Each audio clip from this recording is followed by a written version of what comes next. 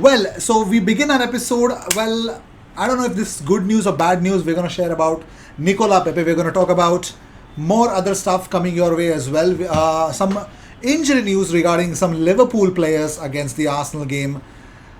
They're having some troubles, which we will discuss in a very short time. So, without any further ado, let's just jump into it. But first, yes, we got an update about a new TV deal that gives a good amount of money to a lot of Premier League clubs. So the first news is Everton, Newcastle, and Crystal Palace are all interested in signing Nicola Pepe on a loan with an option to buy.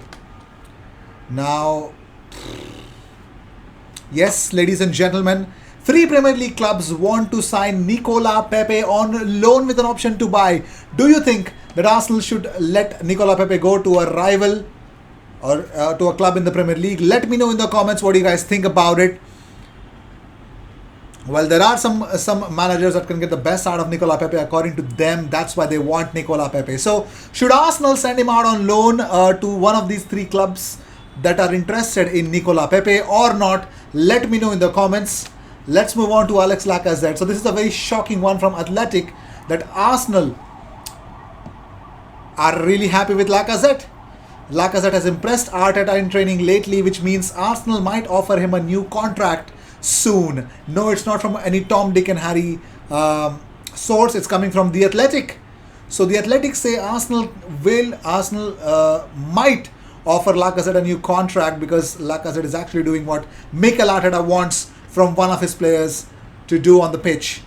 So that's crazy stuff, isn't it? We don't know how big, how long, or how expensive that contract will be, or whether if this would materialize or not. But let's see how things will turn out to be. And talking about Bukayo Saka, Monday night Bukayo Saka became the youngest player to score in 3 consecutive starts for England since Tommy Lawton in 1939.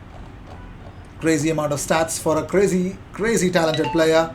So Martin Odegaard on Instagram has penned a big message. Well, they're out of the World Cup.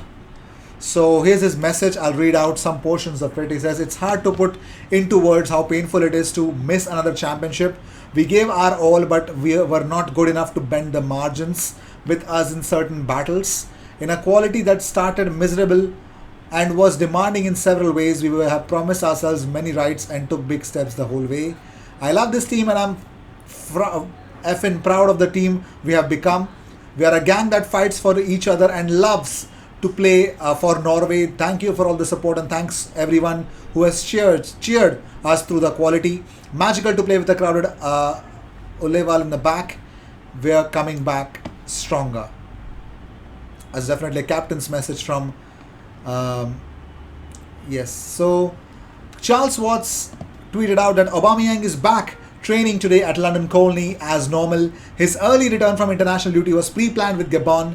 No injury or anything like that. He's fine for Saturday.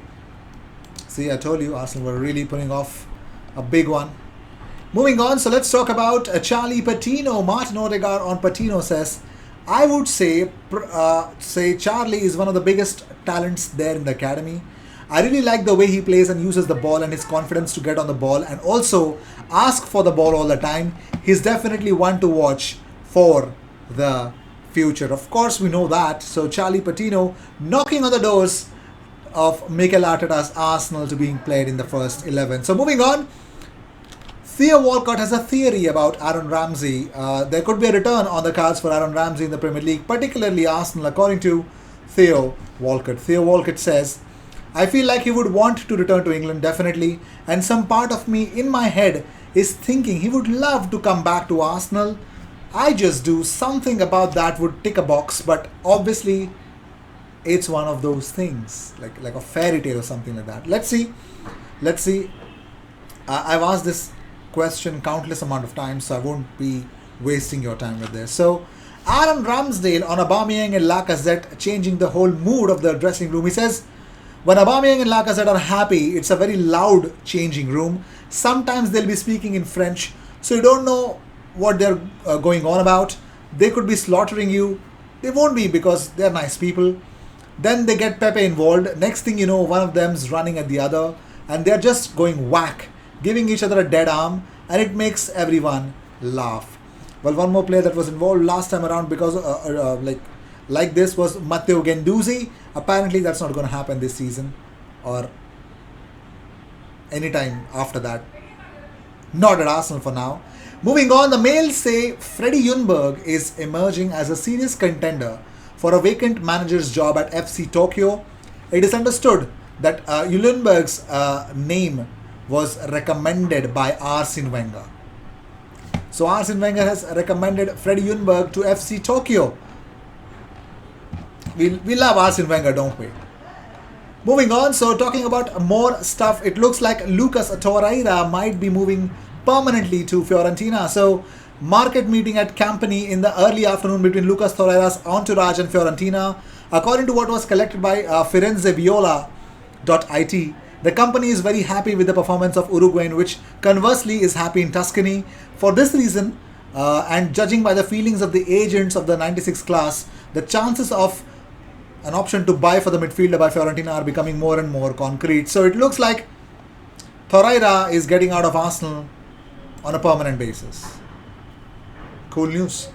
Moving on, Andy Robertson faces, according to James Pearce, LFC, he tweeted out this. I'll read out the tweet. He says, Andy Robertson faces a race to be fit for Liverpool's clash with Arsenal at Anfield on Saturday. Tightness in the muscle means that Liverpool will continue to monitor him closely. He's rated as 50-50 to feature against Mikel Arteta's side. James Pearce says Sadio Mane showing no ill effects from the blow to the ribs he suffered playing for Senegal. Part of team training at Kirkby today, Jordan Henderson, James Milner and Harry Elliott outside but working away from the main group. Also tweeted by James Pearce. Now, Henderson and Mane, Liverpool Echo say that Henderson and Mane trained separately away from the main group as well. So yes, even Thiago trained as well. So that is that, ladies and gentlemen. I think they're all going to play. It's just a joke. Yeah, mind games apparently. So that's what I think this is. So I don't think so that there's a strong possibility of that happening. So wouldn't it be cool in January window Arsenal getting linked with Jude Bellingham and really wanting to sign him? Won't be cheap, but still it would be a fantastic player for Arsenal, man. Well, we could have signed him, but apparently we didn't. So, anyways, ESPN and NBC have until tomorrow to submit their final bids for American broadcasting rights of the Premier League. So, a bumper new US TV deal worth almost around £1.5 billion is expected to be finalized tomorrow, with Premier League clubs set to learn the exact details at a shareholders meeting following a three-way race that has driven the price up by 50%.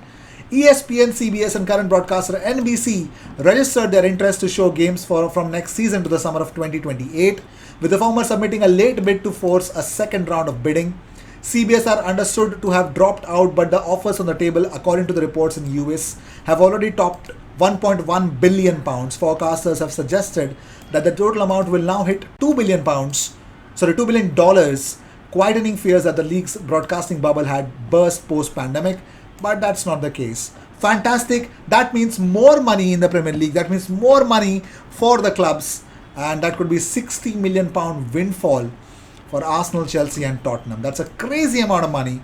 It's really a fantastic amount of money. So, more money to spend, ladies and gentlemen. So, yeah, that is that about that deal. Yeah, a £564 million agreement with PP Sports, which was due to expire at the end of this season, was terminated last year after the broadcaster failed to make a payment, with Tencent taking up the season's rights for a reported fee of less than £7.5 million. So another bad news for Sead Kolasinac might be good news for certain Arsenal fans. It's not good news in terms of injury, but it's a bad news for all the Arsenal fans because, and also for Sead Kolasinac, because he won't be moving away from Arsenal in January. Now, Charles Watts has claimed that a horrible challenge on Sead Kolasinac means bad news, that he could not move away from Arsenal this January. So what happened was Bosnian was playing for his nation against Finland when he suffered a bad injury. The 28-year-old was caught on his ankle after a poor challenge. Jukka Raitala, who was sent off for that challenge. So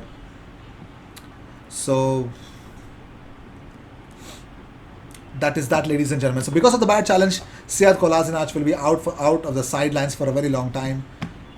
Might cause problems for Arsenal to ship him out in January. So that is the case. So let me know, Nicola Pepe to any a rival club. Would you want Arsenal to do that or not? And what's your thoughts on Jude Bellingham to Arsenal? I'll see you in the next one. Until then, cheers.